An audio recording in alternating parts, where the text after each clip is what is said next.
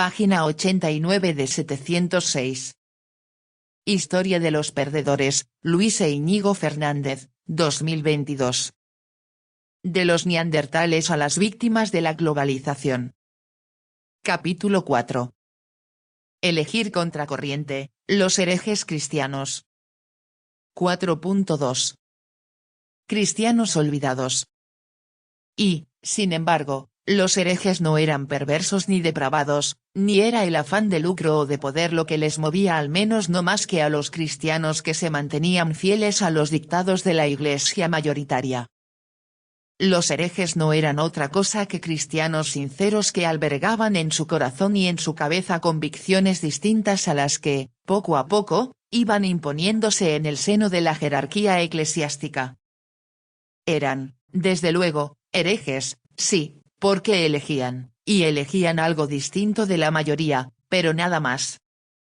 No había en ellos intención alguna de traición, blasfemia o injuria, ni estaba en su ánimo romper la unidad de la Iglesia, sino renovarla o conducirla por un camino más respetuoso con lo que entendían una lectura veraz del mensaje de Cristo. Tampoco era cierta, ni lo había sido nunca, la versión oficial de los obispos, en virtud de la cual existía tan solo una fe, una tradición y una forma de vivir el cristianismo, que venían directamente de Cristo a través de ellos. Cristo no dejó nada escrito, y como nunca estuvo en su ánimo crear una nueva religión, evitó también definir con claridad un conjunto de verdades o dogmas incuestionables que pudieran servir de guía para sus seguidores. Fueron estos, por tanto, los que asumieron la responsabilidad de convertirse, primero, en un grupo aparte en el seno del judaísmo y, después, en algo diferente de la fe mosaica, una nueva religión dotada de sus propias creencias, su liturgia y sus normas. Y en el momento mismo en que decidieron dar ese paso nacieron las primeras disensiones. El desacuerdo se centró al principio en los requisitos que debían cumplir los que aspirasen a la salvación o, con mayor precisión, en el grado de cumplimiento de los preceptos judíos que cabía exigir a los no judíos que abrazasen el mensaje de Cristo. Luego, cuando la visión paulina del asunto fue imponiéndose poco a poco, desgajando así a los nazarenos del tronco común de la fe mosaica, el foco se colocó en la figura misma del Salvador, que sería objeto de interpretaciones muy distintas, pero todas ellas basadas en lecturas bien intencionadas y sinceras de las Escrituras, cuyo canon aún no se había definido y cuya coherencia distaba mucho de ser total en este y otros aspectos. Aunque hubo también discrepancias sobre temas de menor enjundia, como la naturaleza exacta de la salvación o la función que debía desempeñar la Iglesia, la figura de Cristo ofrecía un terreno abonado para el florecimiento de las interpretaciones más diversas, pues era bien poco lo que él había dicho acerca de sí mismo, aparte de presentarse como Hijo de Dios. Las preguntas se amontonaban. ¿Había sido Jesús un hombre normal cuya divinidad le había sobrevenido tras la muerte? ¿Se había convertido en Dios en algún momento de su vida terrena? ¿Era, por el contrario, divino desde el instante mismo de su concepción en el vientre de su madre? ¿O, más bien, había que creer que lo era desde la eternidad? Y si era así, ¿cuántos dioses había? Solo uno, con dos rostros, o manifestaciones distintas. O dos, si Cristo, Hijo de Dios, lo era también a su vez. Y, en ese caso, ¿eran dos dioses de igual jerarquía o el Hijo se hallaba de algún modo subordinado al Padre o había sido adoptado por él? ¿Cuál era la naturaleza exacta de Cristo? ¿Era a un tiempo humano y divino? ¿O su naturaleza humana era pura apariencia? ¿Y María, su madre, lo era solo del hombre o también de Dios? La complejidad de la teología cristiana en desarrollo era enorme y los debates que originaba bien podían prolongarse eternamente. Pero, ¿podía conformarse una nueva religión sin un acuerdo acerca de cuestiones de tanto calado para la fe? Las Escrituras no ofrecían respuesta cierta, porque, si se leían con atención, podían encontrarse textos que justificaban la mayoría de las interpretaciones. Por eso, al principio al menos, no se criticaban las ideas que se apartaban de la corriente que se iba conformando poco a poco, en los textos de los padres de la Iglesia y las cartas pastorales de los obispos, que los presbíteros y diáconos difundían desde los púlpitos de las iglesias y las cátedras de las escuelas. En el fondo, los cristianos mayoritarios sabían que eran tan legítimas como las suyas. Lo que se reprochaba a los disidentes, y por eso comenzaron a ser despreciados, era la división que creaban, considerada por los obispos un factor disolvente que debilitaba su autoridad y la de la misma Iglesia. Pero fue después, cuando el cristianismo se convirtió en religión oficial del imperio y, precipitada su caída por las luchas civiles y las invasiones bárbaras, los obispos se erigieron en el último baluarte de la romanidad frente a la amenaza que suponían los pueblos germanos, cuando fueron rechazados aún con más fuerza. El cambio de actitud tenía una explicación sencilla: constituían una amenaza contra un poder que tenía ya bien poco de religioso, confundida para siempre la fe en Cristo con los intereses mundanos de la Iglesia y sus prelados.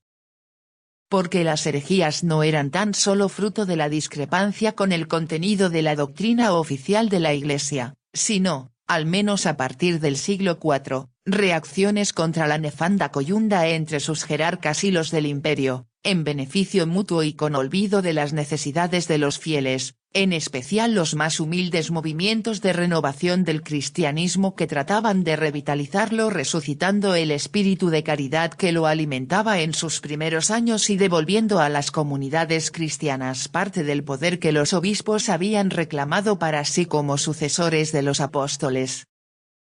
No es necesario buscar mucho. Ya en la segunda mitad del siglo II, Montano, un cristiano de Frigia, en Asia Menor, fundó un movimiento de cuño marcadamente ascético y no menos profético que proclamaba la superioridad de la revelación de la palabra de Dios por boca de algunos individuos escogidos sobre la autoridad misma de los obispos. Al principio, su éxito fue notable, pues el pueblo ya por entonces recibía bien los mensajes de austeridad y retorno a la pureza originaria, y el montanismo se extendió con rapidez por las Galias e incluso el norte de África. La jerarquía eclesiástica vio amenazados los cimientos de su poder y se opuso a él, aunque con poco éxito.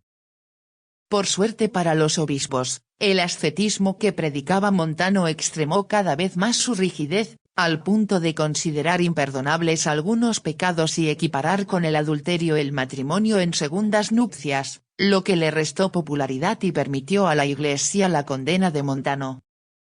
Pero se trataba tan solo de un aviso. Las herejías que impulsaban movimientos de renovación del cristianismo sobre la base del retorno a la pureza original y el rechazo a la vida regalada, relajada y viviendo de los fieles, por parte de los obispos no harían sino crecer en años posteriores. Lo hacían, de hecho, al mismo ritmo que empeoraba la situación de los humildes en el seno de un imperio en descomposición y se afirmaba con más fuerza la alianza de la Iglesia con los poderosos. El mejor ejemplo de ello lo ofrece el priscilianismo. De origen acomodado, Prisciliano había nacido en la Gallaecia, al noroeste de la diócesis romana de Hispania, hacia el año 330, y desde su juventud se había revelado como un enérgico polemista, dotado de una gran habilidad para la oratoria y firmemente convencido de la necesidad de renovar un cristianismo que, en su opinión, se estaba alejando del mensaje originario de Cristo. Aunque el contenido doctrinal de sus creencias no nos es bien conocido, sí tenemos constancia de su defensa del sacrificio individual, la renuncia a los placeres mundanos y el retorno a la sencillez de la vida de las primeras comunidades cristianas. El ayuno, la abstinencia, la pobreza y la lectura frecuente de la Biblia, sin excluir los textos considerados apócrifos, que propugnaba, y el enorme éxito de su mensaje entre las gentes humildes de Hispania y la Galia atemorizaron enseguida a los prelados, que comenzaron a perseguirlo, por más que en sus ideas no hubiera nada que chocara con la ortodoxia oficial. La persecución arreció cuando Prisciliano, por aclamación popular, se convirtió en obispo de Ávila. Una vez más, Poco importó a los mitrados recurrir a la mentira si con ello protegían la sagrada unidad de la Iglesia y los aún más sagrados intereses de su jerarquía. Prisciliano fue acusado de practicar la magia, impulsar una liturgia alternativa y fomentar en sus seguidores comportamientos obscenos, y por todo ello condenado a muerte. Fue ajusticiado en 386, pero su vigoroso ejemplo no murió con él. Sus seguidores, que lo consideraron un mártir de la fe, continuaron existiendo en Hispania y la Galia durante más de un siglo y medio. Algo distinto, pero no menos elocuente, fue el caso del donatismo, prueba innegable de que tras las acusaciones de herejía por parte de la Iglesia oficial, se escondían ya por entonces con mucha frecuencia las apetencias de poder de los obispos y su alejamiento creciente de los anhelos de los humildes. Donato era un sacerdote de Cartago, una rica diócesis del norte de África en la que se hallaban enfrentadas con fuerza dos facciones en el seno de la Iglesia, los rigoristas, que rechazaban la reincorporación a la comunidad de los cristianos que hubieran renunciado a su fe para salvarse de las persecuciones que entonces arreciaban, y los que se mostraban dispuestos a perdonar su falta. Cada bando nombró su propio obispo y el cisma se instaló en la Iglesia norteafricana. Y lo hizo precisamente en un momento en el que, cesadas las persecuciones, Constantino trataba de valerse del cristianismo como aglutinante de la unidad y la recuperación del imperio. Por esta razón, el emperador tomó partido en el asunto y lo hizo, como era de esperar, en contra de Donato, confirmando en la sede episcopal a su rival, el obispo moderado Ceciliano, 316. Al obrar así, el soberano trataba de superar el cisma poniendo en juego su autoridad, pero también obraba en favor de los intereses de la jerarquía, con la que trataba de congraciarse para lograr su apoyo político. Las ideas de Donato no eran heréticas, pero sí peligrosas, pues su llamamiento a la pureza, la austeridad y el rigorismo doctrinal era bien visto por las masas y amenazaba los intereses de los obispos. La iglesia donatista era la iglesia de los pobres, los marginados y los mártires que no habían abjurado de su fe durante las persecuciones. La iglesia, en fin, de todos los que miraban con recelo a un imperio cada vez más volcado hacia los poderosos y a unos obispos bien avenidos con quien no hacía tanto los había perseguido. Probablemente, Donato habría ganado la partida, pero la invasión de los vándalos, un pueblo pagano, en la primavera del año 429, acabó con las expectativas de sus seguidores y amenazó la supervivencia misma del cristianismo en África durante las décadas posteriores.